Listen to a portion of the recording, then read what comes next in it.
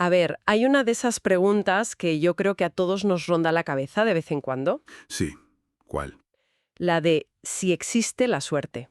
Ah, la gran pregunta. Exacto, porque hay gente que parece que le va todo rodado, como con el viento a favor.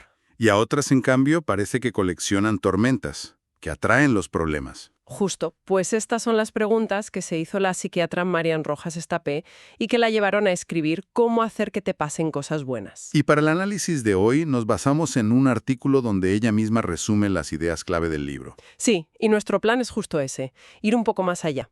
Queremos entender esa conexión que a veces parece casi mágica entre la mente, el cuerpo y, bueno, la realidad que vivimos. Vamos a intentar comprender, desde la ciencia y la psicología que ella propone, cómo lo que pensamos y sentimos puede tener un impacto físico real en nuestra salud y en cómo vemos el mundo. Exacto. Y creo que es fundamental empezar por aclarar una cosa. ¿El qué? Que esto no va de pensamiento mágico. No es deséalo muy fuerte y pasará. No para nada. El enfoque de Rojas Estapé es biológico y es psicológico. Busca los mecanismos concretos. Y para entender toda su tesis hay que conocer al protagonista de esta historia. Ah, sí. Un actor químico que tenemos todos dentro. Una hormona llamada cortisol. Vale, pues entremos ahí. El cortisol lo llama el gran protagonista del libro. Es que lo es. Y es que su interés por esto, por lo que cuenta, se consolidó en Londres, estudiando medicina psicosomática. En el King's College. Eso es. Ahí vio cómo especialistas de todo el mundo trataban justo eso, la unión entre pensamiento, emoción y sistema nervioso. Fue como si de repente las piezas de un puzzle empezaran a encajar para ella. Claro, la idea de fondo es en realidad bastante sencilla, o al menos en su formulación. A ver. El cuerpo necesita cortisol. Es la hormona que nos pone en marcha por la mañana, la que nos da El impulso, ¿no? Para reaccionar. Exacto, el impulso para reaccionar ante un peligro real. Es nuestro sistema de alarma. El problema, y aquí está el meollo, es cuando esa alarma nunca se apaga. Cuando vivimos en un estado de alerta constante. Justo. Miedo, preocupación, estrés. Si es constante, el cortisol pasa de ser un aliado a ser, bueno, un veneno. Un veneno que además actúa de una forma muy específica. El principal efecto que describe es la inflamación, ¿verdad? Exactamente. Un exceso de cortisol, pero sostenido en el tiempo, genera una inflamación crónica de bajo grado en todo el organismo. Es como tener un fuego pequeño, pero constante, quemando por dentro. Buena analogía. Y no es una metáfora, es que es algo físico. Esa inflamación es la base de muchísimos problemas de salud. Uf, y cuando detalla las consecuencias, asusta un poco. Ya. Porque no habla solo de sentirse más cansada o de tener jaquecas. Menciona desde la caída del pelo o problemas de piel hasta cuadros inflamatorios mucho más graves. Llega a señalarlo como un factor que puede influir incluso en el cáncer. Exacto. Y da la sensación de que gran parte de las dolencias del siglo XXI, el colon irritable, las migrañas, la fibromialgia, todo está vinculado a ese estado tóxico. Totalmente. Es el peaje físico de un estilo de vida que nos mantiene en alerta perpetua. Pero, y esto es lo más importante de su enfoque, no es catastrofista. No, al contrario. Su objetivo no es solo señalar el problema, es dar una hoja de ruta para solucionarlo. Quiere, como dice ella, traducir a un lenguaje que todos entendamos la maquinaria del cuerpo y de la mente. Para que podamos tomar las riendas, ¿no? Claro, no se trata de eliminar el estrés, que es imposible, sino de aprender a gestionarlo para que no se vuelva tóxico. Claro. Y esto nos lleva a un punto que me parece fascinante. Si el estrés crónico es la antesala de la enfermedad, ¿cuál es la de la salud?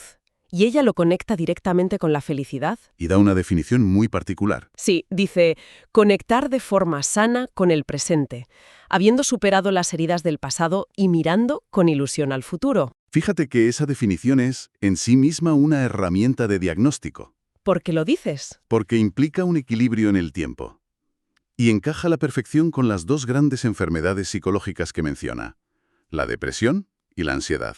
¿Es verdad? Describe a la persona con depresión como alguien anclado en el pasado. Atrapada en la culpa, el rencor, la nostalgia. Su presente está completamente teñido por las heridas de ayer. Mientras que la persona con ansiedad vive en el futuro. Pero no en un futuro ilusionante, sino en uno amenazante. El famoso «y sí». Exacto. ¿Y si pierdo el trabajo? ¿Y si enfermo? ¿Y si a mis hijos les pasa algo? Es una anticipación constante de catástrofes. En el fondo, las dos cosas son una incapacidad para vivir el presente de forma sana. Totalmente. La felicidad, según esta visión, no es estar eufórica todo el rato. No, es poder estar en el presente, en paz con el pasado y con esperanza hacia el futuro. Y esto nos lleva a la que quizás sea la idea más potente de todo el artículo. Sí, esa frase que te obliga a parar y pensar.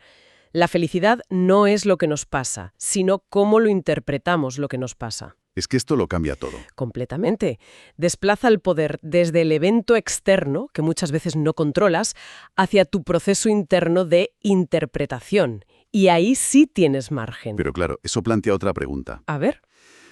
Si todo depende de la interpretación, ¿por qué es tan difícil cambiarla? No basta con decir, venga, voy a interpretar esto en positivo. Ojalá fuera tan fácil. Sería demasiado simple. Y aquí es donde ella introduce un concepto clave. Nuestra interpretación no es libre.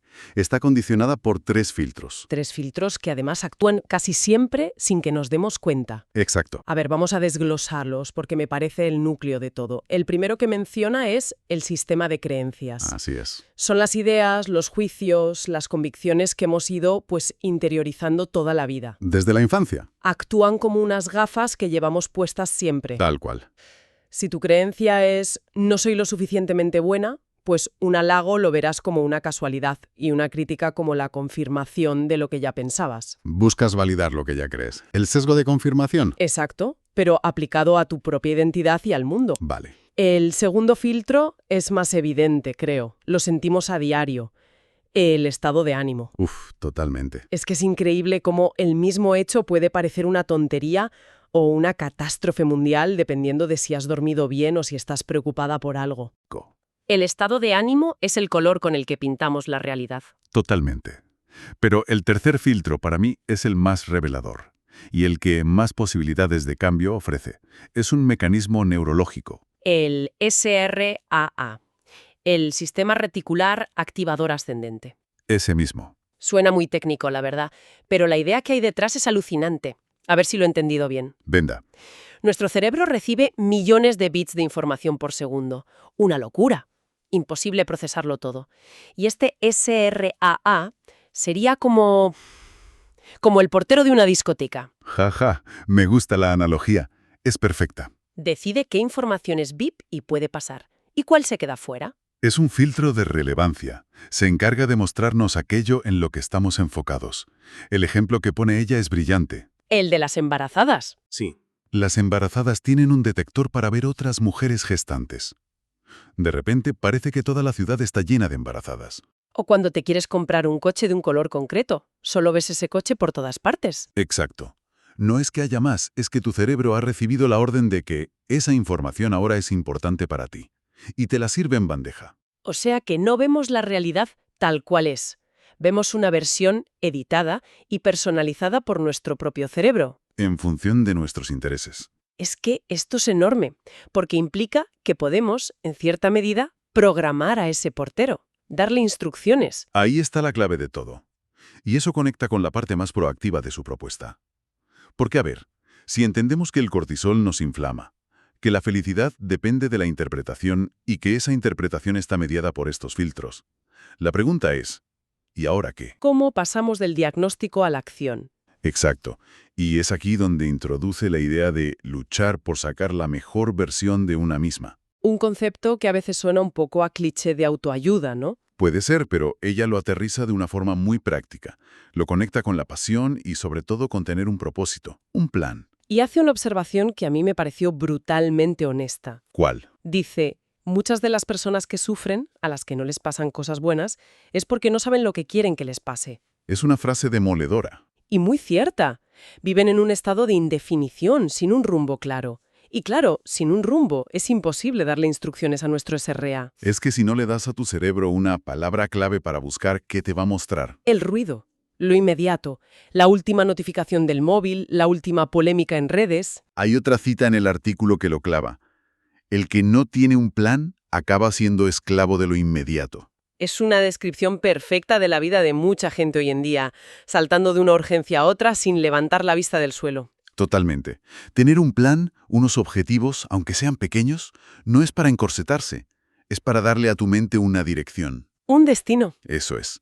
Cuando sabes lo que quieres, aprender un idioma, cambiar de trabajo, mejorar tu salud, tu SDRA empieza a trabajar para ti. Empieza a señalarte anuncios de cursos que antes no veías. O a que te fijes en ofertas de empleo que te pasaban desapercibidas. O a que te llame la atención la gente que va al gimnasio de tu barrio. Te muestra el camino, porque por fin le has dicho cuál es el destino.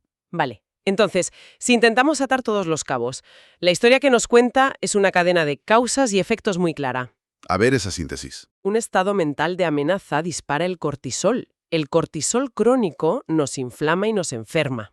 ¿Correcto? Nuestra percepción de si algo es una amenaza o una oportunidad depende de nuestra interpretación. Ajá. Y esa interpretación está filtrada por las creencias, el ánimo y, sobre todo, por aquello en lo que ponemos el foco a través del SRA. Perfecto. Por lo tanto, definir un plan, tener un propósito, es la herramienta más poderosa para dirigir ese foco y, en consecuencia, cambiar nuestra realidad percibida. Es una síntesis perfecta.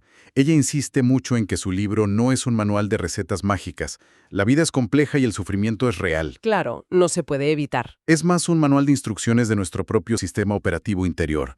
Nos enseña cómo funcionamos por dentro para que podamos navegar mejor las tormentas. ¿Qué van a seguir llegando? Que van a seguir llegando. Se trata de darnos herramientas para mantener un equilibrio sano a pesar de la hiperestimulación, el estrés, las trampas de la era digital. Y al final, todo vuelve a esa pregunta del principio sobre la suerte.